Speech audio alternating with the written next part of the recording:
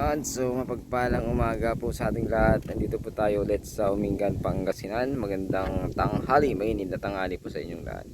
Dito po tayo sa 8,588 square meter po ang area na ito. Nasa ilang meter ito bro? 20? 20 to 25 meters frontage. So may nakuha pong konti dyan sa kabila na yan, kunting-kunti lang.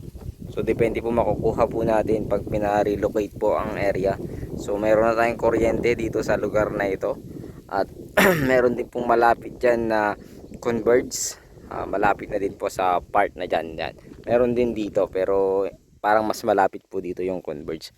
So yan, katabing-katabi mo mismo ng Barangay Spalt Road. Ayan. So maganda po ito balang araw na gawing subdivide lot. Gawan mo lang ng daan dito or doon sa gilid na yon. Then subdivide mo na siya kasi diretso po yan hanggang dun po sa may kahoy na yan, yung milina na yan. Ang kagandahan po niyan ay papakalapit lamang din po sa National Highway. Siguro nasa 3 kilometers mahigit, 3 to 4 kilometers po mula po dito hanggang doon sa National Highway. Meron din po dyan, National Highway din po yan, palabas po yan. Yan po ay papuntang, palabas po papuntang Balungaw, Pangasinan. Dito naman palabas po siya papunta po ng Umingan, bayan ng Umingan. Pero itong lugar na ito ay Umingan po. So napakalapit lamang po sa mga boundaries po ng Umingan tsaka Balungaw. Ayun, ulitin ko, ito ay 1.3 ang presyo nito. At ang sukat ay 8,588